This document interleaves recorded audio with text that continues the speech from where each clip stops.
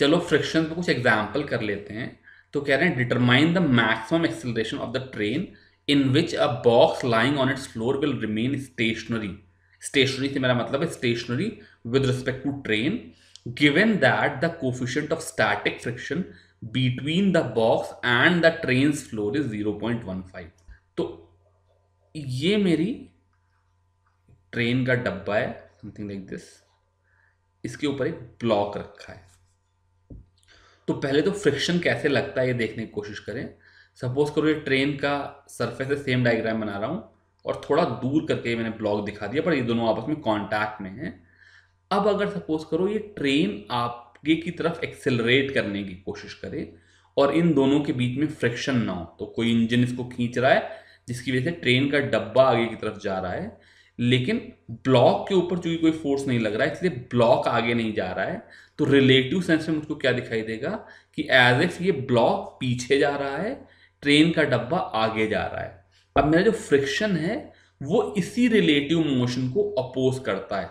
तो अगर फ्रिक्शन ना होता तो ये ट्रेन आगे चली जाती, डब्बा पीछे की तरफ विद रिस्पेक्ट टू ट्रेन जाता दिखाई देता। वैसे तो अपनी जगह रुका रहता क्योंकि उसके ऊपर कोई फोर्स नहीं लगा, लेकिन विद रिस्पेक्ट टू ट्रेन पीछे की तरफ जाता दिखाई देता। अब यहां पे क्या होगा, फ्रिक्शन कहेगा कि भाई तू पीछे मत जा, तो फ्रिक्शन इस डब्बे को आगे की तरफ खींचेगा और न्यूटन थर्ड लॉ की वजह से फ्रिक्शन इस ट्रेन के डब्बे को पीछे की तरफ खींचेगा। तो जब भी मैं एक्शन रिएक्शन पेयर बना रहा हूं, जब भी मैं फ्रिक्शन लगाऊंगा तो डिपेंडिंग अपॉन मैं किस सरफेस पे फ्रिक्शन लगा रहा हूं मेरा डायरेक्शन चेंज हो जाएगा। चूंकि डब्बा आगे की तरफ भाग रहा है विद रिस्पेक्ट टू ब्लॉक, इसलिए उस पर फ्रिक्शन पीछे की तरफ लगेगा। चूंकि box with respect to train का डब्बा पीछे जा रहा है, इसलिए फ्रिक्शन उसको आगे की तरफ खींचने की कोशिश करेगा। तो ये तो फ्रिक्शन हो गया। अब मुझे ये बताना है कि ये एक्सेलरेशन कितना ज्यादा हो सकता है ताकि ये फ्रिक्शन का फोर्स इस ट्रेन के डब्बे और इस बॉक्स को साथ साथ मूव करा सके। तो पहली बात तो अगर साथ साथ दोनों चीजें मूव कर रहे हैं, तो अगर इस डब्बे का एक्सेलरेशन ए है तो इस ब्लॉक का एक्सेलरेशन भी ए होगा। अब अगर मैं इस ब्लॉक को देखूं तो इस ब्लॉक पे हॉरिजॉन्टल डायरेक्शन में सिर्फ एक ही फोर्स लग रहा है, स्मॉल एफ, जिसकी वैल्यू एम ए है। तो जो ए की मैक्सिमम वैल्यू होगी वो फ्रिक्शन की मैक्सिमम वैल्यू अपॉन मास के इक्वल हो जाएगी। अब मुझे यहां पर फ्रिक्शन की मैक्सिमम वैल्यू बतानी है, तो रिलेटिव मोशन ना हो तो जो फ्रिक्शन की मैक्सिमम वैल्यू होती है वो एफ एस मैक्स होती है। तो एक्सेलरेशन की maximum value F X max by M हो जाएगी। ये mu S into N by M हो जाएगी। अब ये सिंपल सा केस है। यहां पर अगर मैं नॉर्मल रिएक्शन देखना चाहूं तो चूंकि इस ब्लॉक पे डाउनवर्ड एम जी फोर्स लग रहा होगा और कोई फोर्स वर्टिकल डायरेक्शन में नहीं लग रहा है, तो नॉर्मल रिएक्शन अपवर्ड लगेगा जिसकी वैल्यू एम जी होगी। तो इसकी value mu S into M G by M हो जाएगी, या मैक्सिमम एक्सेलरेशन जो हो जाएगा वो म्यू एस जी हो जाएगा। म्यू एस की वैल्यू अगर 0.15 ले लूँ और जी की वैल्यू अप्रॉक्सीमेटली 10 मीटर पर सेकेंड स्क्वायर ले लूँ तो ये 1.5 मीटर पर सेकेंड स्क्वायर आ जाएगा। अगला एग्जाम्पल कह रहे हैं mass of 4 kilogram rest on the horizontal plane, the plane is gradually inclined until at an angle theta is equal to 15 degree with the horizontal, the mass just begins to slide. What is the coefficient of static friction between the block and the surface? तो हो क्या रहा है, मेरे पास एक surface है जिसके ऊपर ये मास रखा है। मैं इसका एंगल धीरे धीरे बढ़ाता हूं। सपोज करो इसका एंगल कुछ थीटा हो गया, तो मैंने ये प्रॉब्लम चूंकि पहले ही सॉल्व की इसलिए ज़्यादा डिटेल में नहीं जा रहा हूं। तो क्या होगा, जो mg होगा वो दो कंपोनेंट में ब्रेक हो जाएगा, एक mg cos थीटा और एक mg sin थीटा। जो मेरा नॉर्मल रिएक्शन होगा वो mg cos थीटा के इक्वल हो जाएगा। जिनको ये बात क्लियर नहीं हो रही वो वीडियो में पीछे जा करके मैंने जो इंक्लाइन प्लेन वाला कंसेप्ट कराया था उसको देखें। तो नॉर्मल रिएक्शन की वैल्यू तो mg cos थीटा हो गई ये mg साइन थीटा मेरा उसको आगे की तरफ मूव कराएगा। जब पीछे फ्रिक्शन नहीं था तो मैंने इस mg साइन थीटा की वजह से एक्सेलरेशन g साइन थीटा लिख लिया था, लेकिन यहां पर चूंकि फ्रिक्शन लग रहा है, और फिर ध्यान दो डायरेक्शन मैंने कैसे बनाया कि अगर सपोज करो फ्रिक्शन ना होता तो जो मेरा ब्लॉक होता वो आगे की तरफ भाग जाता, तो ये जो दोनों सरफेस कांटेक्ट में हैं फ्रिक्शन की वजह से ये इंक्लाइन प्लेन इस ब्लॉक को कहेगा भाई मैं तेरे को आगे नहीं जाने दूंगा, तो ये इस पे पीछे की तरफ फोर्स लगाएगा। मैं इंक्लाइन प्लेन को देख नहीं रहा हूं, अगर उस पर फ्रिक्शन लगाता तो वो आगे की तरफ लग जाता। खैर यहाँ पर हम लोग सिर्फ चूंकि ब्लॉक को देख रहे हैं इसलिए पीछे की तरफ फ्रिक्शन का फोर्स एफ लगेगा, और ये फ्रिक्शन का फोर्स mg साइन थीटा को अपोज करेगा। लेकिन प्रॉब्लम क्या है, मेरा थीटा कांस्टेंट नहीं है, मैं धीरे धीरे थीटा को बढ़ा रहा हूं। जब मैं थीटा को इंक्रीज करूंगा तो मेरा mg साइन थीटा इंक्रीज होगा, और ये तब तक बढ़ता जाएगा जब mg sine theta equal to fs max ना हो जाए। तब तक क्या कहते हैं, ब्लॉक स्टेशनरी रहेगा। जैसे ही mg sine theta greater than fs max हुआ वैसे ही ये ब्लॉक मूव करना शुरू हो जाएगा। तो ये कह रहे हैं mg साइन थीटा की वैल्यू fs मैक्स के इक्वल होती है, यानी कि ब्लॉक जस्ट मूव करना शुरू होता है for theta is equal to 15 degree. अब मैं यहां पर fs मैक्स की जगह पर म्यू एस एन लिख दूं तो mg साइन थीटा की वैल्यू म्यू एस एन हो गई, जो कि mu S mg cos theta आ गया। यहां और यहां पर मैं mg को कैंसिल कर लूं तो पूछ रहे हैं म्यू एस की वैल्यू क्या हो गई, तो म्यू एस की वैल्यू साइन थीटा, mg तो कैंसिल हो गया, बाई कॉस थीटा हो गई जो कि टैन थीटा हो गई, और 15 डिग्री के लिए इसकी वैल्यू √3 - 1 अपॉन √3 + 1 हो जाती है। तो ये उन दोनों सरफेस के बीच का कोफिशिएंट ऑफ फ्रिक्शन आ गया, और ये कोफिशिएंट ऑफ फ्रिक्शन निकालने का एक बहुत ही आसान तरीका हो गया। मतलब मुझे सपोज करो बुक और मेरे मोबाइल फ़ोन के बीच में कोफिशिएंट ऑफ फ्रिक्शन निकालना है, तो मैं क्या करूँगा कि बुक के ऊपर मोबाइल फ़ोन को रखूँगा, धीरे धीरे बुक को उठाना शुरू करूँगा, जिस एंगल पे मोबाइल फ़ोन स्लिप करना शुरू हो जाए वो एंगल का टैन थीटा मेरा कोफिशिएंट ऑफ फ्रिक्शन है। अब अगला कंसेप्ट है रोलिंग फ्रिक्शन का। रोलिंग फ्रिक्शन क्या है इसको समझने के लिए देखते हैं एक चीज़। तो मेरे पास एक ये बॉडी थी, एक डिस्क जैसी चीज़ थी जो कि फ्लैट सरफेस पर रखी हुई थी। मैंने इसको F फोर्स लगाया तो मूव करने के लिए जो फोर्स चाहिए, जो कि इस स्टैटिक फ्रिक्शन Fs के मैक्स के इक्वल होगा, वो बहुत ज़्यादा होगा। मैं इसको F1 लिखूँ और इसको Fs मैक्स 1 लिखूँ, तो जब F1 equal to Fs max 1 होगा ये फोर्स बहुत ज़्यादा होगा। लेकिन सपोज करो मैं इस बॉडी को इस तरीके से खड़ा कर दूं ताकि अब ये रोल कर सकती है, तो जब मुझे इसे मूव कराना होगा तो ये बहुत थोड़े फोर्स F2 से ही मूव कर जाएगी, क्योंकि यहाँ पर जो इसको अपोज करने वाला फ्रिक्शन का फोर्स है वो बहुत कम होता है। इसीलिए व्हील का इन्वेंशन मैनकाइंड के लिए इतना बड़ा इन्वेंशन कहा जाता है, बिकॉज उसने मोशन को इतना आसान कर दिया, बिकॉज वहाँ पे फ्रिक्शन बहुत कम होता है। तो क्लियरली जो मेरा म्यू रोलिंग है ये मेरे म्यू स्लाइडिंग से छोटा होगा, बल्कि छोटा नहीं होगा, काफ़ी छोटा होगा। मतलब ये 4 गुना 5 गुना 10 गुना तक छोटा हो सकता है, और इस वजह से किसी चीज़ को रोल कराने में मुझे कम फ्रिक्शन लगता है।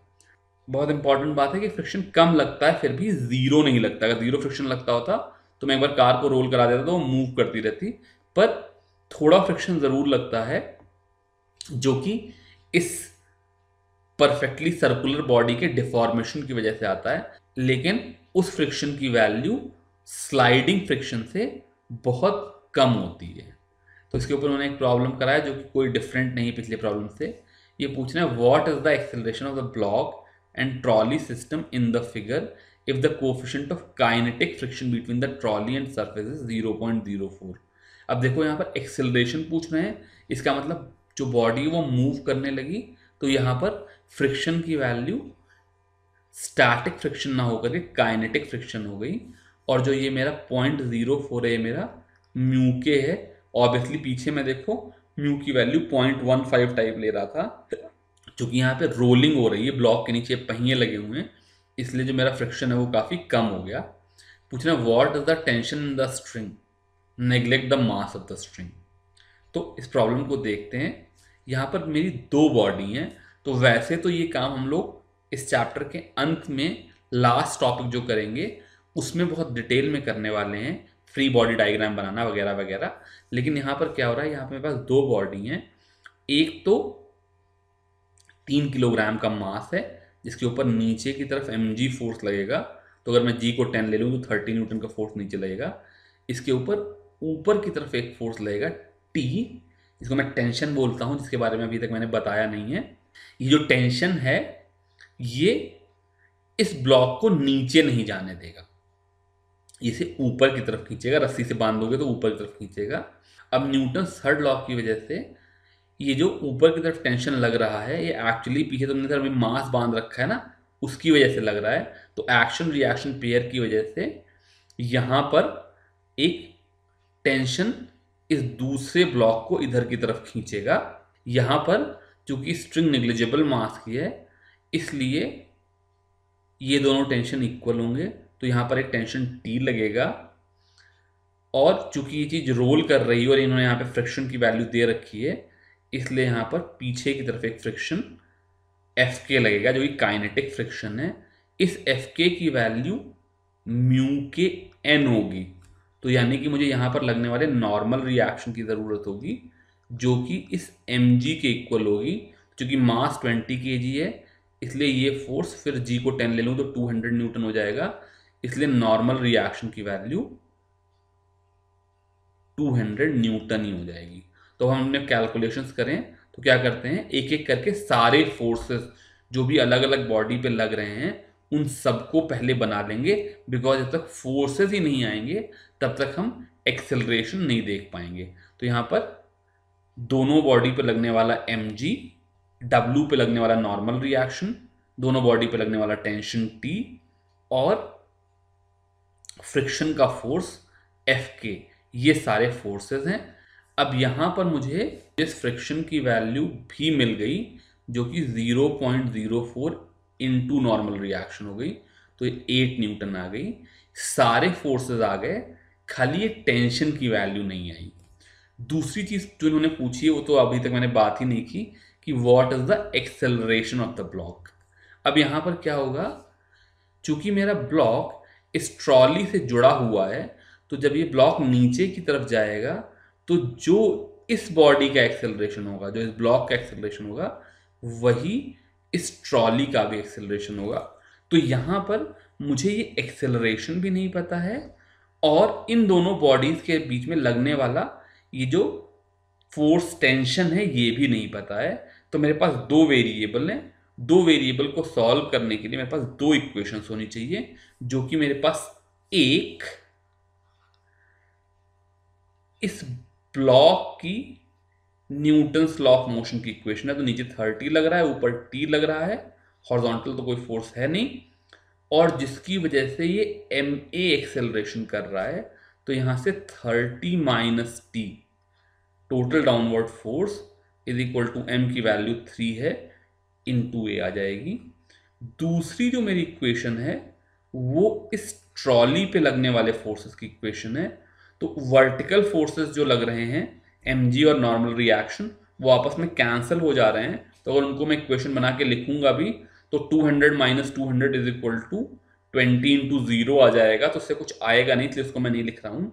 लेकिन हॉरिजॉन्टल फोर्सेस को देखूं तो एक फोर्स तो T लग रहा है और दूसरा ये फ्रिक्शन का फोर्स Fk लग रहा है, जिसकी वैल्यू 8 न्यूटन में ऑलरेडी निकाल चुका हूँ। और इन दोनों फोर्सेस की वजह से ये आगे की तरफ एक्सेलरेट कर रही है। तो यहाँ पर हॉरिजॉन्टल डायरेक्शन में न्यूटन्स लॉ ऑफ मोशन लगाने से T माइनस 8 की वैल्यू 20 आ जाएगी। अब ये सिंपली देखें तो दो वेरिएबल में दो इक्वेशन आ गई, क्योंकि यहाँ पर माइनस टी ये प्लस टी है, इसलिए अगर मैं इस इक्वेशन 1 और इस इक्वेशन 2 को ऐड करूँ तो ये t से माइनस टी कैंसिल आ जाएगा और 22 इज इक्वल टू 23a आ जाएगा। यहाँ से एक्सेलरेशन की वैल्यू 22/23 मीटर पर सेकेंड स्क्वायर आ जाएगी। इस तरीके से हम लोग एक्सेलरेशन निकाल लेंगे। अब दूसरी चीज पूछ रहे हैं what is the tension in the string, तो दोनों में से किसी भी एक इक्वेशन में रख दो। तो जैसे मान लो मैं सेकेंड इक्वेशन में रख दूं, यहाँ से t minus 8 is equal to 20a से t की वैल्यू 8 प्लस 20 इंटू 22/23 हो जाएगी। सॉल्व करके निकाल लेना। अब फिर उन्होंने कुछ थ्योरेटिकल सी बातें बताई जिनको आप डिटेल में वैसे बुक में पढ़ना, पर बेसिकली बता रहे हैं कि हम लोग फ्रिक्शन को कैसे रिड्यूस कर सकते हैं। तो एक दो तरीका मैंने पहले ही बता दिया कि ल्यूब्रिकेशन यूज़ करके, जैसे कोई ल्यूब्रिकेटिंग ऑयल सर्फेसिस के बीच में डाल दें तो फ्रिक्शन कम हो जाएगा। दूसरा बॉल बियरिंग यूज़ करके या एयर कुशन लगा करके हम कम कर सकते हैं। इसके बारे में ज़्यादा डिटेल में नहीं बता रहा हूँ, बुक में पढ़ना और वहाँ पे समझने की कोशिश करना। फिर अगला जो फोर्स आया वो टेंशन का आया। तो मैंने पढ़ाया नहीं, पर अभी तक करते करते हम लोग ये बात समझ गए। सपोज करो मेरे पास कोई बॉडी है और मैं उसको किसी रस्सी से पकड़ के, किसी स्ट्रिंग से पकड़ करके खींचूं, तो वो जो फोर्स इसके ऊपर लगाएगी उस फोर्स को मैं टेंशन कहता हूं। ये फोर्स हमेशा अवे फ्रॉम द बॉडी होगा। जैसे नॉर्मल रिएक्शन हमेशा ऑन द बॉडी लगता था ना, ऐसे ही tension will always be away from the body, और ये हमेशा पेयर्स में काम करेगा। मतलब अगर ये रस्सी इस ब्लॉक से जुड़ी है तो कहीं ना कहीं इसको कोई दूसरा आदमी पकड़ के खींच रहा होगा, या ये किसी दूसरे ब्लॉक से जुड़ी होगी जहां पर जो टेंशन का डायरेक्शन लगेगा। तो मान लो मेरे पास दो बॉडी हैं, एक ऐसी एक ऐसी, और ये रस्सी जुड़ी हुई है, तो यहां पर टेंशन इस डायरेक्शन में लगेगा, इस ब्लॉक के ऊपर टेंशन इस डायरेक्शन में लगेगा, और इस दूसरे ब्लॉक के ऊपर टेंशन इस डायरेक्शन में लगेगा। ये दोनों टेंशन एक दूसरे को कैंसिल करेंगे। बिकॉज अगर मैं इस रोप का फोर्स बैलेंस डायग्राम देखूं तो अगर ये टेंशन इधर लग रहा है तो यहां पर इधर टेंशन लग रहा होगा, और ये टेंशन इधर लग रहा है तो यहां पर ये टेंशन लग रहा होगा, और इन दोनों फोर्सेस को आपस में एक दूसरे को कैंसिल करना चाहिए। अब एक छोटी सी बात मैंने तुमको पीछे बोली थी कि अगर इस रस्सी का मास 0 हो तो ma की वैल्यू 0 होगी। इसका मतलब समेशन f की वैल्यू 0 होगी। इसका मतलब ये दोनों जो फोर्स हैं इनका रिजल्टेंट 0 होगा। इसीलिए ये दोनों टेंशन इक्वल होते हैं। अगर मान लो ये मास 0 ना होता तो ये दोनों फोर्सेस थे उनका सम 0 ना होता, तब मैं यहां पर इसको T1 और T2 अलग अलग टेंशन के फॉर्म में लिखता, पर यहां पर मैं इसको सिंपल T लिखूंगा। अगला फोर्स स्प्रिंग फोर्स है। तो सपोज करो मेरे पास एक बॉडी है जिसको मैं स्प्रिंग्स के साथ किसी वॉल से बांध दूं। अब अगर मान लो इस स्प्रिंग में कोई एक्सटेंशन या कंप्रेशन नहीं है, सपोज करो इसकी नेचुरल लेंथ कुछ L है और ये L ही लेंथ की स्प्रिंग बन करके रखी हुई है, तो यहां पर जो लगने वाला फोर्स है वो 0 होगा। बट सपोज करो मैं इस स्ट्रिंग को पुल कर दूं ताकि ये लेंथ बढ़ करके L से L प्लस x आ जाए, इस स्ट्रिंग में x का एक्सटेंशन आ जाए, तो ये स्ट्रिंग क्या करेगी, इस ब्लॉक को पीछे की तरफ खींचेगी और इस फोर्स की वैल्यू kx होगी। इसके ऑपोजिट अगर सपोज करो मैं इस स्प्रिंग को कंप्रेस कर देता, इसकी लेंथ छोटी करके L से L माइनस x कर देता, तो फिर ये स्प्रिंग इस ब्लॉक को पुश कर रही होती और यहां पर लगने वाला भी फोर्स जो होता वो kx होता। इन दोनों केस में k एक कांस्टेंट है जो कि स्प्रिंग के नेचर पर डिपेंड करता है। इसको मैं स्प्रिंग कांस्टेंट ही बोलता हूं। जब इस तरह की प्रॉब्लम करेंगे तो हम उसको अच्छे से समझाएंगे, बट बेसिकली आइडिया क्या है, एक अनस्ट्रेच्ड या अनकम्प्रेस्ड स्प्रिंग जो है वो कोई फोर्स नहीं लगाती है, लेकिन अगर मैं इसको स्ट्रेच या कंप्रेस करूं तो वो फोर्स लगाती है जो कि उस स्ट्रेचिंग या कंप्रेशन को अपोज करता है। यानी कि तुमने स्ट्रेच किया तो इसको अपनी तरफ खींचेगी, अगर तुमने कंप्रेस किया तो इसको ढकेलेगी, और इस फोर्स का मैग्नीट्यूड K इंटू एक्स होता है, जहां पर x जो है वो एक्सटेंशन या कंप्रेशन की वैल्यू है और K एक कांस्टेंट है जो कि उस स्प्रिंग के नेचर पे डिपेंड करता है। इस स्प्रिंग फोर्स के बाद ये बॉयंसी, विस्कस फोर्स और सरफेस टेंशन, तीन और फोर्सेस हैं। इनके बारे में सिर्फ इतना जान लो कि तीन तरह के फोर्सेस होते हैं जो कि हमको क्लास 11th में लगाने हैं, लेकिन फिलहाल इनके बारे में डिटेल में जानने की ज़रूरत नहीं है। जब हम लोग ये कंसेप्ट पढ़ेंगे तभी ये फोर्स इंट्रोड्यूस करेंगे। इसके साथ हम लोग ये टॉपिक ख़त्म करते हैं। Thank you very much.